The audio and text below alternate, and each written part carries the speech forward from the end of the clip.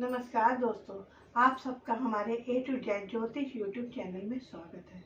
दोस्तों, कल की वीडियो में मैंने आपको लग्नेश के बारे में बताया था कि आप बिना किसी जोशी के पास जाए घर बैठे पता कर सकते हैं कि आप लग्नेश जो आपकी कुंडली में है, जो आपकी कुंडली का मालिक है, अगर आप उसको भी मजबूत कर लेते हैं और वो सही स्थिति में है, या आप उसका कोई नग धारण कर लेते हैं अगर वो कमज़ोर स्थिति में है, तो आपके जीवन की काफ़ी रुकावटें दूर हो जाएंगी और आपके जो रुके हुए काम है वो बनना शुरू हो जाएंगे और आपकी समाज में इज्जत बढ़ेगी, तरक्की होगी इस सब के लिए।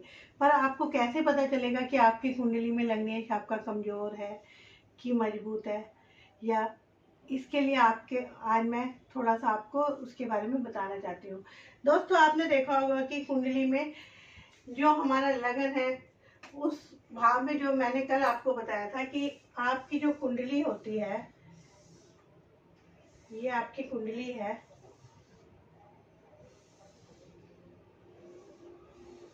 और इस कुंडली में 12 घर होते हैं। ये पहला घर है, ये दूसरा है, तीसरा, चौथा, पांचवा, छठा, सातवां, आठवां, नौवां, 10वां, 11वां और 12वां।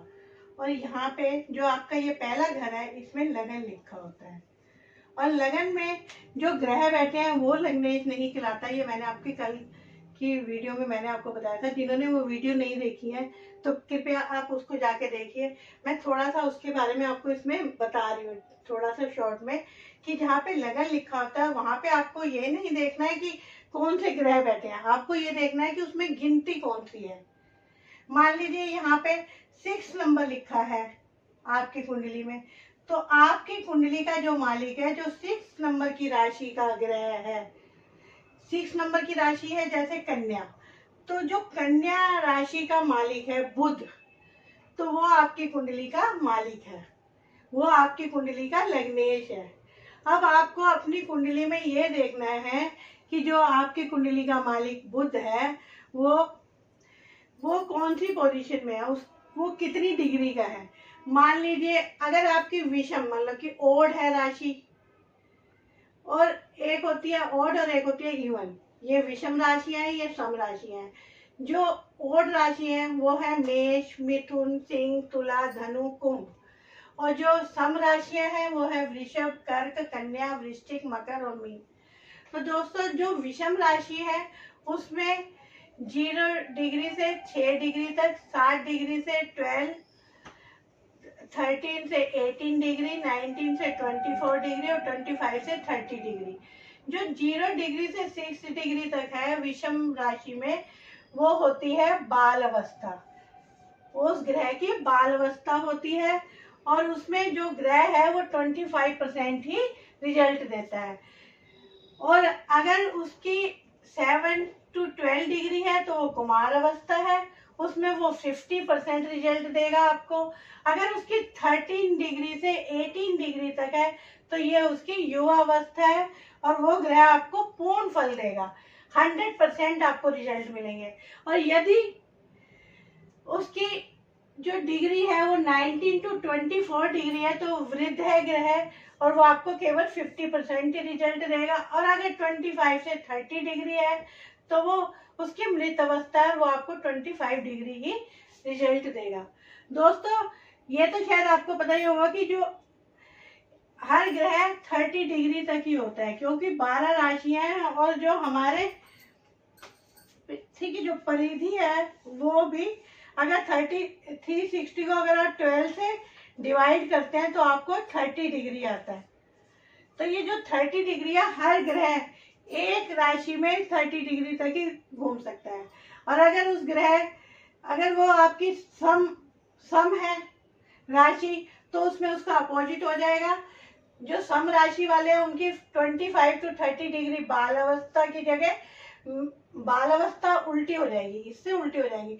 25 डिग्री से 30 डिग्री तक वो बाल अवस्था में होगा ग्रह, और 90 डिग्री से 24 कुमार अवस्था होगी, 13 डिग्री to 18 डिग्री तो युवा अवस्था होगी, और 7 डिग्री से 12 डिग्री तक वृद्ध अवस्था होगी, और 0 डिग्री से 6 डिग्री तक मृत अवस्था होगी।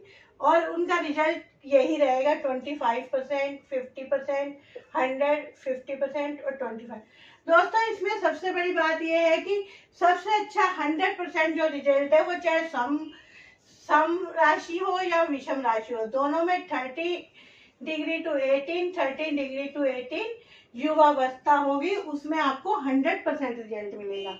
तो आपको अपनी जो जन्म पत्री है उसमें नीचे ग्रहों की डिग्री लिखी होती है, वो आपको देखना है कि आपका जो ग्रह है, जो लगन का जो मालिक है, जो लग्नेश है, उसकी कितनी डिग्री है। अगर वो उसकी डिग्री मान लीजिए 0 to 6 डिग्री है, तो वो आपको जब 0 to 6 तो वो बाल अवस्था में, आपने जीवन में भी देखते हैं कि एक बच्चा कुछ नहीं कर सकता, उसको दूसरों की मदद का जरूरत होती है, तो इसलिए वो आपको कोई रिजल्ट नहीं देगा। 25% भी वो जब देगा जैसे 1, 2, 3, 4 इस पे तो बिल्कुल ही नहीं देता। 25 तो वो जब देगा जब वो 6 डिग्री पे या 5 डिग्री पे हुआ, तो नहीं तो उसको आप बिल्कुल ही ये समझ लीजिए वो बिल्कुल ही रिजल्ट नहीं देगा।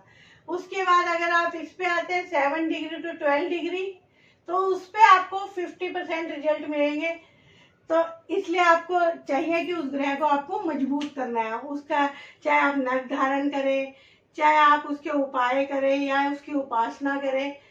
अगर वो 13 to 18 डिग्री आप उस ग्रह का रिजल्ट चाहते हैं तो आपको उसका नख धारण करना चाहिए, क्योंकि सबसे अच्छा ये ग्रह मजबूत होता है। अब ये देख लीजिए कि लग्नेश का मजबूत होना बहुत ही ज्यादा जरूरी है अगर आप अपने जीवन में कामयाबी चाहते हैं, क्योंकि 50 to 70% तो लग्नेश का ही हमारे जीवन पर सेकंड नंबर पे भाग्येश आता है। पहले आपको लग्नेश की स्थिति सुधारनी है। यदि आपको किसी को कोई क्वेश्चन हो इस बारे में तो आप मुझसे पूछ सकते हैं। और इसके अलावा मैं आपको और भी वीडियो बताऊंगी। मैं अंक ज्योतिष पे भी डालती हूँ वीडियो, उस पे भी आप जाके देख सकते हैं। अधिकतर लोग इधर उधर धक्के खाते रहते हैं, बहुत ज़्यादा परेशान रहते हैं, और मैं चाहती हूँ कि वो अपनी परेशानियों को सॉर्ट आउट कर सकें। यदि दोस्तों आपको मेरी ये जानकारी पसंद आए तो प्लीज़ मेरी वीडियो को लाइक कीजिए और मेरे चैनल को सब्सक्राइब कीजिए और शेयर कीजिए। धन्यवाद।